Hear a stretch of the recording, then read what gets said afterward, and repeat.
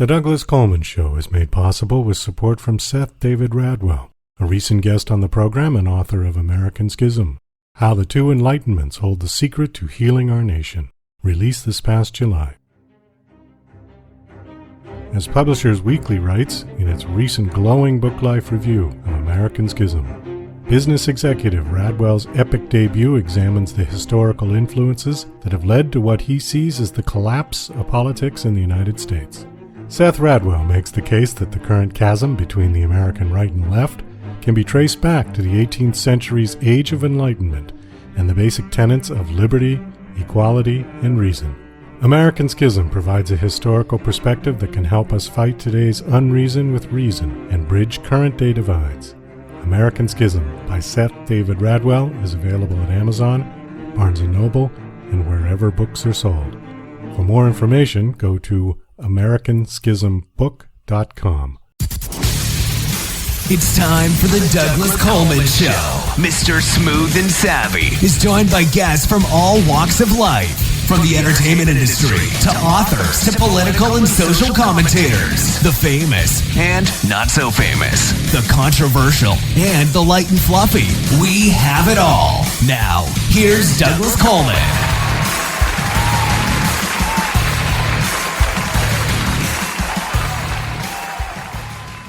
Okay, please welcome to the Douglas Coleman Show, J.E. McDonald. Hello, J.E. How are you? Hello, good. Thank you for having me. Oh, thank you for coming on the show. I appreciate it. So, according to your bio, you are in Saskatchewan, Canada, yeah? That is correct, yes. So, what goes on in Saskatchewan? I have never been there before. It's a quiet province right in the middle of Canada. We just got snow today, which is great. Wow. Already. Hopefully it'll melt by the end of the day, but yeah, it's a prairie province. Lots of farmland, lots of lakes, very beautiful, quiet. But we do have a couple bigger cities, but a small population of 1 million for the whole province. But I've been born and raised here, so I love it. So it's very like the Midwest of the United States, Kansas, Missouri, that yeah. Okay. Yeah. Actually, I posted some pictures on Twitter of some farmland, and someone from the Midwest was like, "That looks exactly like my state." I'm like, well, it's Canada, so yeah, we're in that the glacier bed of the ice age of the bottom of the lake where it used to be. So yeah, it's right. Lovely fertile farmland. Cold winters, though, yeah. Yes, it can get bitterly cold. I'm never sure what the conversion is in Fahrenheit, but minus 40 is a cold snap for us, and it will hover around minus 20 Celsius pretty regularly for most of the winter. Well, you know, it's funny. Once you get down to that level of cold, Fahrenheit and Celsius kind of align. They sort of become the same. There is that kind of meeting in the middle. For sure, yeah. Is it minus 50? Or is it, I don't know. I've heard once. It's somewhere in there. But basically, minus 40 Celsius is about minus 40 Fahrenheit, give or take a few. So it's just cold, regardless. Yeah. Very cold. Yeah. Yes. Where your skin kind of hurts just to go outside. Yes. Yeah. Well, you know what I hate about that kind of cold is your eyes. You almost need to wear goggles because it is so cold that your eyes start to freeze. That is true. Yeah. Like eyelashes, if you get any kind of moisture, then your eyelashes start to freeze together. Yeah, that's happened. Yeah, and your eyes get stuck shut if you blink. Yes. We don't really go out too much when it gets that cold, except for necessities. You know, that's it. Well, I don't blame you. So that's probably why you started writing, maybe? Do you think the cold had anything to do with it? I don't know. Maybe it's a good excuse to stay indoors. But I think why I got into writing was because I had an imagination that just wouldn't stop. Even as a child, I was making up stories. I am the youngest of 5 children, so I was left to my own devices a lot. You'd think, oh, there's lots of kids around, you have lots to play with, but they're all kind of older than me. The youngest in front of me was 4 years, so I was always making up stories. As a kid, I would shut myself into my parents' closet, and it was my little world away from everybody else. And it was an imagination run rampant. But you could blame it on the weather, sure, too.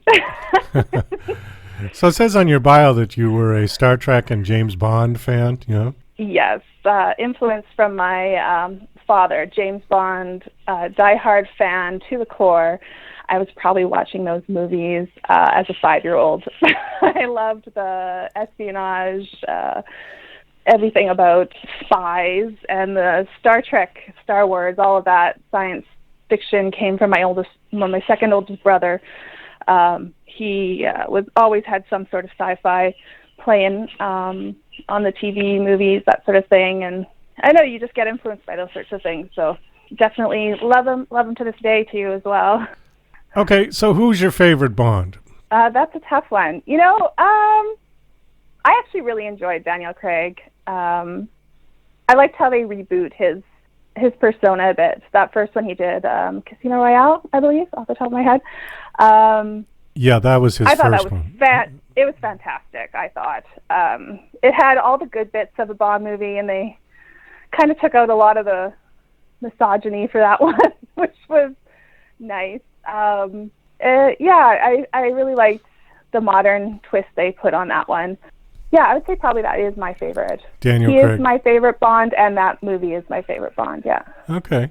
Well, you know, I think it depends on your age, too, because I think people who grew up with the Sean Connery ones, like Sean, and I mean, it just sort of depends.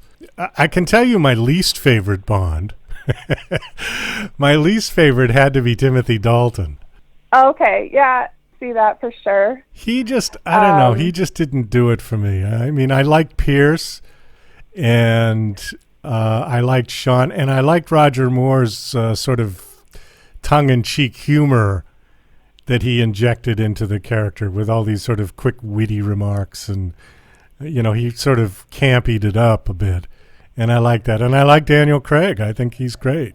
But something about Timothy Dalton, I just kind of was like, you know, he wasn't. Yeah, I don't think you're alone in that one. But for storylines, I did enjoy some of those Timothy Dalton movies for storylines.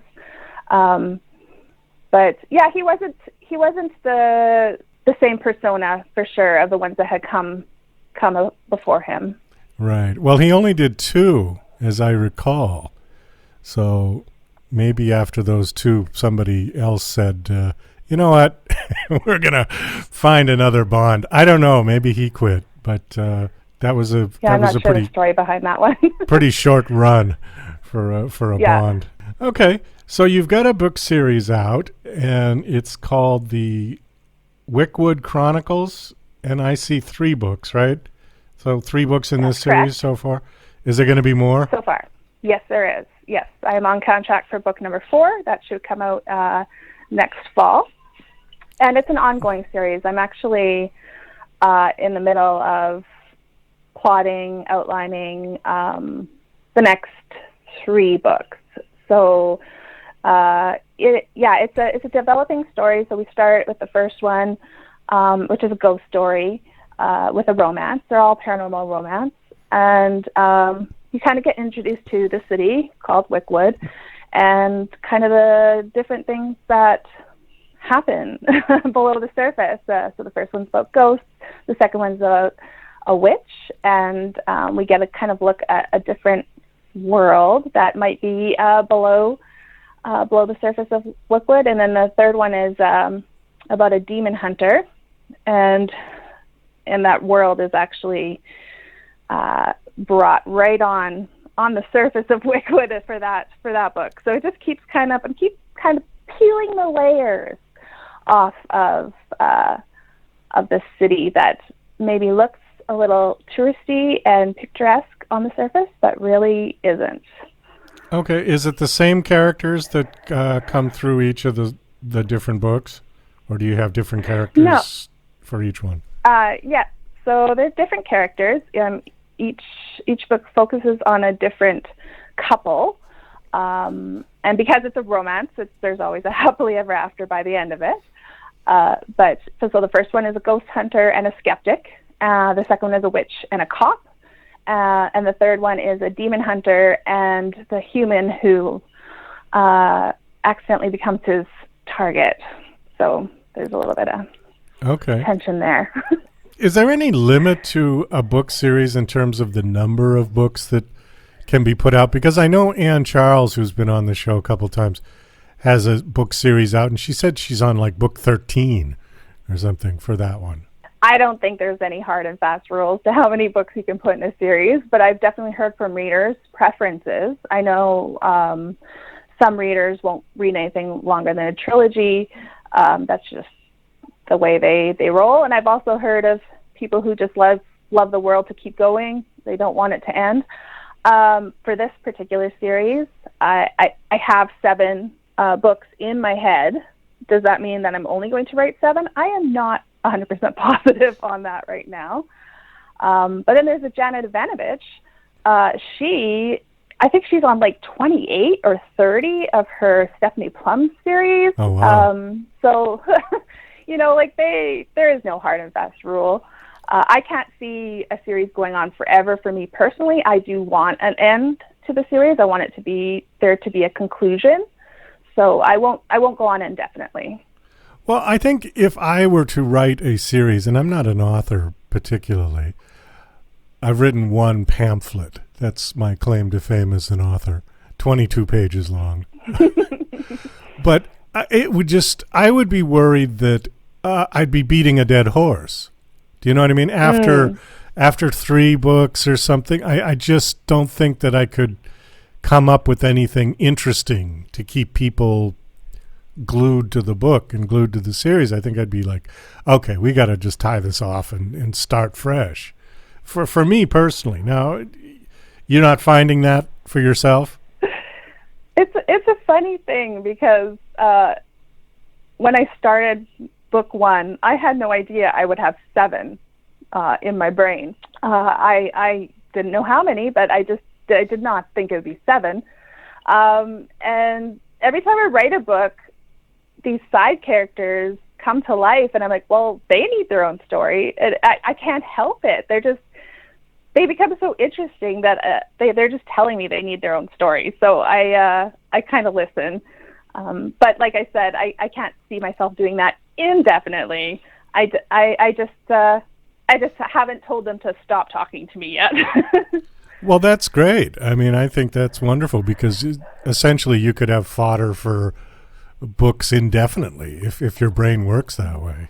At some point, I think my frustration level of just, okay, that's enough. And maybe that's just me personally.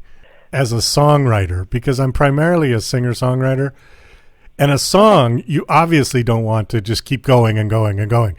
The whole mechanics of writing a song is you've got to cut it off at 3.5 or 4 minutes long. And maybe my brain has just been trained that way. I don't know. It's an interesting idea. Yeah, I think my brain does need to disconnect once in a while. I did actually work on a totally separate project this past summer that I'm just wrapping up now to send to my editor that has nothing to do with the Wickwood, and it's going to be the start of a trilogy on its own, a self-contained shifter, animal shifter romance, which are very popular with the paranormal romance readers. So I guess my brain did tell me, hey, can we look at something else? You've been writing these books for close to 3 years now. Let's just do something a little bit different. And so I listened to it, and it was really great, actually. I really liked delving into a little bit of a different world for that. Well, did you find that when you went away from your Wickwood series for a while and just concentrated on something else, when you decided to come back to it, that there was actually more stuff? Like it had just kind of stored up in one corner of your brain while you were doing something else. Did you find that to happen? For sure. I don't think that part of my brain ever actually did 100% turn off. There's always, you're getting ideas because I'm going into a little bit more of a fantasy world with the next 3 books of the series. So anything, you're definitely just adding little tidbits of things. Even though I was writing something completely different, it didn't shut off 100% for sure. Yeah. Well, it's like the computer, if you've ever done an update and it says all of these programs are running in the background and you had no idea they were running in the background. So I think the mind works the same way. Okay, so this book, the latest book is called Ghost of a Summoning, and how long has it been out? It released on September 14th, so just a month now. Just a month ago. It's its month anniversary. Okay. How's it doing? It's doing great. I've had some really great responses from readers, people saying they picked it up as the first book in the series and now have to go back and read the rest of them, which is a great compliment. It's been people's favorite, they say, if they've read the series from the beginning. It's been really, really positive. The Indies today gave me a great review. I'm proud of it. I don't want to say that it's my favorite child because the other two might get jealous, but it's definitely inching up into my favorite child. Okay, great. So your book series, that was one question I did have, was that are the books standalone? In other words, if somebody starts out on number 3, they're not going to be totally confused as to what's going on? Yes. So if someone picks up the middle, because it does focus on its own couple, the story is self-contained. There are overlapping characters, and if you did start on book 3, there are hints of what happened in book 2 because everything is kind of on this timeline and overall story arc that is connected. So there are connections, but if you just picked up book 3, yes, you could enjoy it as a standalone and still get your story that started and had a middle and an ending without being too lost or anything like that. Well, we do have to wind this down. Do you have a website that you want to give out? Yeah, I do. It's jemcdonald.net, and I'm on all sorts of social media, Twitter, Instagram, Facebook. My handle is usually JEMcDonaldSK, and you can find me there. I'm even on TikTok. Just new, though. Getting my feet wet on there and under the same handle as well.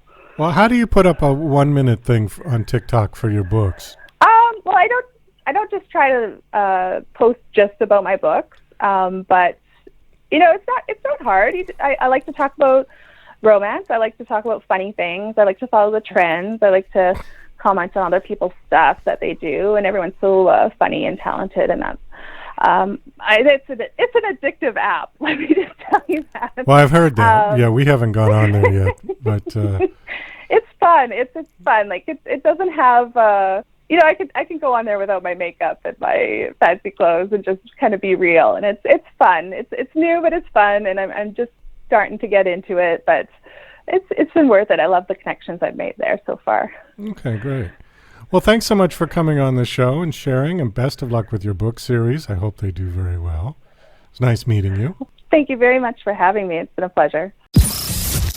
You're listening to Mr. Smooth and Savvy right here on the Douglas Coleman Show. We'll be right back after these commercial messages. Douglas Coleman's Don't Do a Podcast is a dryly humorous rant about Douglas's pet peeve, the unrelenting torrent of podcasts hitting the web on a constant basis. As technology has put podcasting within the reach of anyone, many wholly unqualified people have taken the plunge. This witty polemic tries to persuade them from broadcasting their drivel using Douglas's brand of sarcastic humor. Now on Amazon, only 99 cents. DJC Music and DJC Productions are pleased to announce a brand new website. We have started a listing website for radio show hosts as well as potential show guests. This is a meeting site where hosts and guests can come together. Show hosts can list their show and types of guests they're interested in booking. Potential guests can list their talents, bio, accomplishments, or anything they feel makes them an interesting radio show guest. There are no recurrent payments, only a one-time $5 listing fee. Your listing will stay up until you decide to cancel. Previous guests of The Douglas Coleman Show are welcome to submit their guest listing free of charge. Go to radiohostsandguests.com. That's radiohostsandguests.com. Are you an independent musician? How would you like to have your songs played on hundreds of radio stations just like the one you're listening to right now?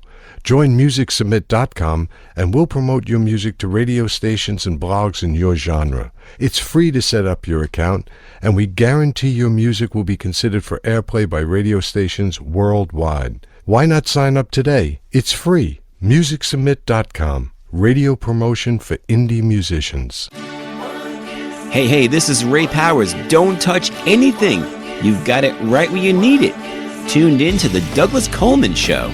You heard me. Okay, please welcome to the Douglas Coleman Show, Sasser Hill. Hi, Sasser. How are you? I'm doing well, thank you. I hope you're well, too. Yeah, I'm fine. Thank you for coming on this show. I appreciate it. I guess we're going to be talking about horse racing today, yeah? Probably, yeah. It seems inevitable. Okay. Let's see. You were involved in horse racing as an amateur jockey and racehorse breeder for most of your life. Are you still doing that? No. I've got out of the horse business, sold everything, and moved to South Carolina in 2012. That's kind of an expensive endeavor, isn't it? Yes, it is. Although my husband and I did everything ourselves. And then as I got older, I started having to hire things out, and then it just became a loss. So I gave it up. But when we could do everything ourselves, I used to break my own yearlings, gallop them on the farm, put them in a trailer, take them to the races. I did have a trainer. We'd meet him at the races, and he'd saddle the horse and put him in the race. And that worked out really well. How did you get started with that? I got started with this because I would go back to the fact that my father died when I was 16, and a wealthy gentleman by the name of Alfred H. Smith Sr. took me under his wing and gave me a steeplechase horse to ride. He lived in a farm near the farm that was my father's, and he kind of took care of me. His whole family became my family, and when I got married, he gave me away. So he owned Tuscaloosa, who was a 2-time Eclipse Award-winning champion steeplechase horse. And so he had all the horses there and everything you could ever, a horse-crazy girl could desire. So I went riding with that family for years. And they just, Mr. Smith taught me everything I knew about horses. So that's how I got into it. And he would take me to the races, to the steeplechase races, and they were so exciting. And then his daughter got into flat racing, so she would take me to the races with her horses. And it was just so much fun that when I got married, since I inherited the family farm, I thought, why not? And I bought my first broodmare, and that was the beginning of a 32-year reign of, or terror, of breaking, racing, breeding, owning racehorses. It was really, really wonderful, and an experience, although expensive, and it is a money suck. I wouldn't give it up for anything. The memories are just so thrilling for me, and it made it so easy to write a series about a female jockey who happens to be named Nikki Latrelle. Most of my books are horse racing murder mysteries, and very much in the vein or tradition of Dick Francis. So you were actually riding the horses as well in the races? Oh, yeah. Yeah? Oh, yeah. I galloped my own yearling. I broke my own yearlings and then galloped them on the farm. I made my own track there. It was up and down hills, of course, but we kept it mowed and neat and clean, and I would gallop. I would just go out every day and gallop horses. Wow, that's great. Get them fit. Well, how does one make money with this? Is it on the betting side of it?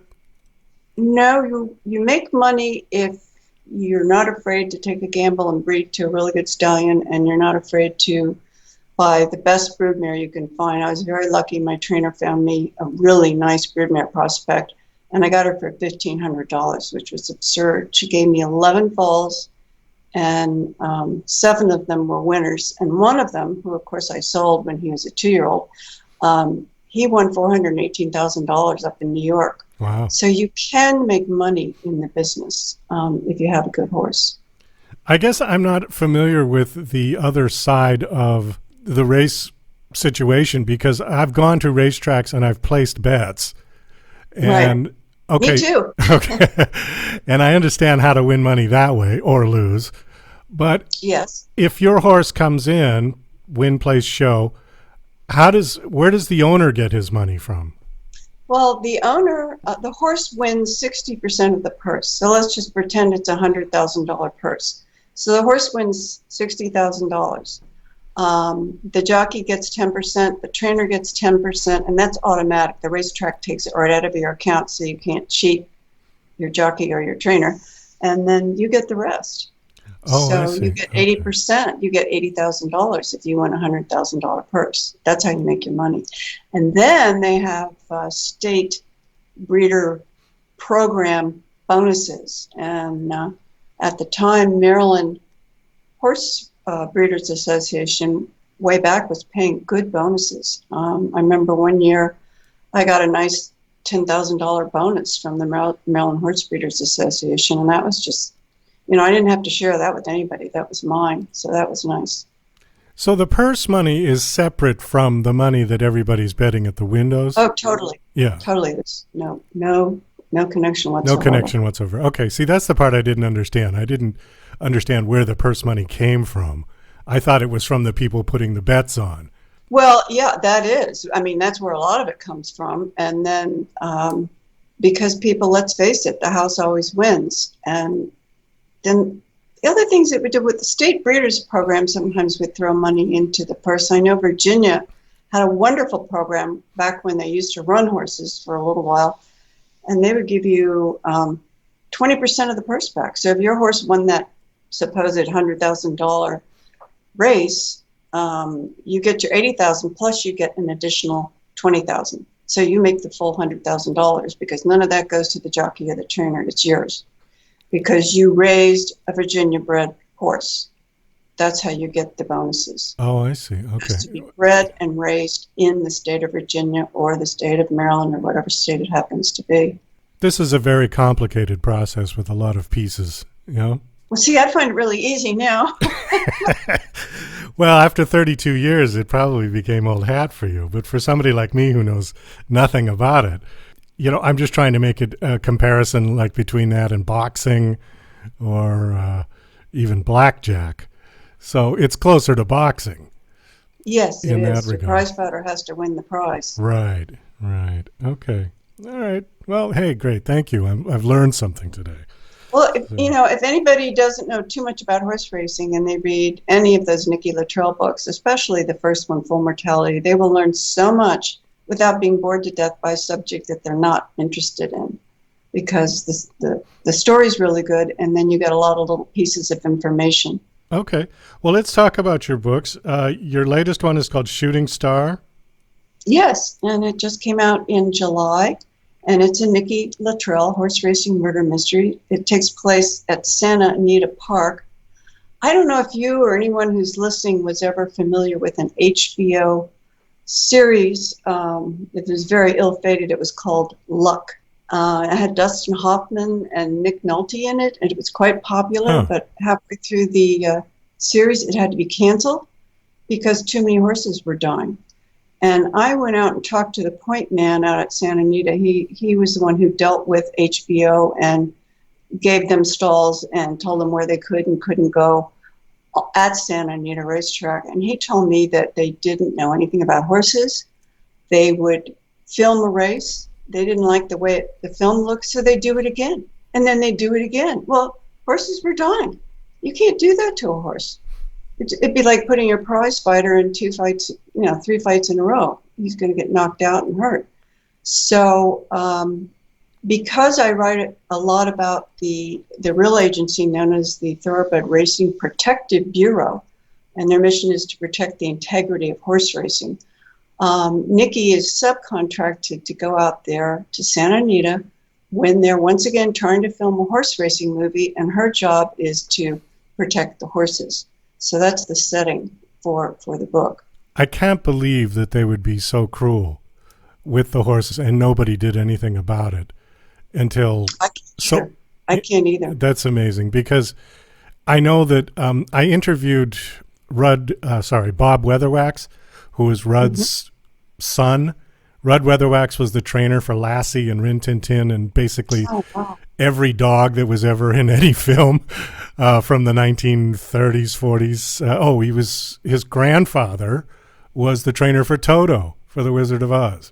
And even back then, I mean, they were so protective of those dogs because they were worth so much money, probably. But it's amazing to me to hear a story like that, where you have big Hollywood people like Dustin Hoffman and Nick Nolte, and they couldn't figure out that you couldn't just do take after take with the horses. Well, it's the camera crew and the director. That's who calls the shots. And I don't know what they were thinking. I really don't know. That's unbelievable. But I mean, the business is filled with, and that's why I like writing about it for murder mysteries, because it is filled with skullduggery and bad apples. And there still are trainers today that will give their horses. They're always looking for that undetectable, untraceable painkiller, so they can give it to their horse, and he'll run even if he's hurt because he can't feel the pain, and then they break down. And that to me is the cruelest thing, and that's why I'm always in my books. These people really get what's coming to them because they're just the worst people in the world. Yeah, that's awful. So they drug test the horses as well? Yes, they do. The winner and this one that comes in second, and then they random test another horse. They just pull one out that didn't win, and they'll test him too. And they've gotten so good at testing. I wrote a hardback book it was St. Martin's Press, that's who it was. Okay. And it's called Flamingo Road. And I had read and heard about a drug that in the slang, they called it frog juice. And it was actually made from enzymes and little droplets of almost like dew that would come out on the skin of these South American tree toads. And it was up to 100,000 times stronger than morphine. Wow. And they were using that. And then I talked to the head pharmacologist at Oklahoma State University, and he was one of the ones to first be able to test for, it's called dimorphin. They call it frog juice, but the real name for it is dimorphin. And so they were able to put a stop to that. But those people are always looking for something else, because they can make millions. Sure they can, yeah. Well, and I suppose it's similar to, the athletes that have been caught using steroids. Sure. Yeah. Sure. Same. And they don't care that they're damaging their joints. They just do it anyway. Yeah. Greed. Greed. That's what it's called. So I do write a lot about greed. So how many books are in your series? There are 5 books in the Nikki Latrelle series, 2 books in the Fia McKee series. That was the one I wrote, a 2-book deal for St. Martin's. Okay. And Flamingo Road actually won a very big award. It won a $10,000 award called the Ryan Award for Best Book in Horse Racing Literature. And that was a thrill, a huge thrill. And then I have another, I'm working on the second book. It'll just be a 2-book series, I think, although you never know with these things. The first one is called Travels of Quinn. That came out in 2020. And that is actually about the Irish-American travelers. And I did the con artist gypsies here in the U.S. And I actually stepped away from horse racing for that book. And it did fairly well. Okay, so you've done quite a few book series. And that one is not about horse racing. Are all the others about horse racing? Yes, the Fia McKee series is all about horse racing because Fia McKee works for the Thoroughbred Racing Protective Bureau. And she and Nikki meet each other for the first time in Shooting Star. So that was kind of fun. I enjoyed having those two in the same book. Did you see the movie Seabiscuit? Oh, God, yes. Yeah, what did you think of it? I liked it, but I liked Secretariat, even though it was like dorky the way they did it, but I liked Secretariat more because of the incredible filming they had of the horses inside the gate. And you could just see everything, and you could see how tense the jockeys were and how the horses would tense up and how then that gate would fly open, the bell would ring, and they're just flying down the track. And they did such a good job with the filming on that movie. And of course, no horses died because that crowd knew what they were doing. Yeah, I really liked that film. I thought it was a good story, and I love period pieces like that too, from the 30s and 40s. That was an interesting tale. Yeah, definitely.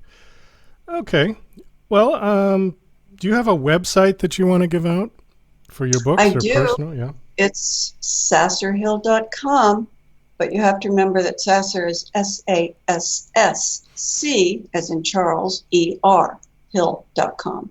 I suppose I should ask, where did that name come from? My father was William Henry Sasser Hill. His father was William Henry Sasser Hill, and their father, or their grandmother, was Henrietta Sasser. So it's an old family name. Oh, all right. See, I never know with authors because a lot of authors use pen names. So I didn't know if you just made that up or if it was, but it's your family name. Okay, that's great. Family name, and my full name is Linda Sasser Hill, and it was my first publisher, Wildside Press. He said, "What does the S stand for?" And I said, "Sasser." And he said, "Spell it." And I did, and he said, "No, that." He said, "Linda Hill, nobody's going to remember her, but that, Sasser Hill, that's the name of a top-selling author." And I thought, he's right. It's memorable. It's a good name, and I liked it, so I just used it. Yeah, absolutely. I've done 290 some odd interviews on the video show of authors, and I've gotten everything from basically John Smith to unpronounceable names. Oh, right. And I always thought that you've got to have a catchy name because it's the first thing people see. We talk about the cover art, and you've got to have a great cover. Because if you have a boring cover, people are just going to walk right past your book. But your name is equally as important, I think. I think it is. I think it's and then once you're a big name like Lee Child, I mean. Well, then you can change it to whatever you want, Exactly. at that point. Well, and his brother, Andrew Grant, is now Andrew Child. He's writing books with Lee. Well, thank you so much for coming on the show, and best of luck. Thank you so much for having me. Okay.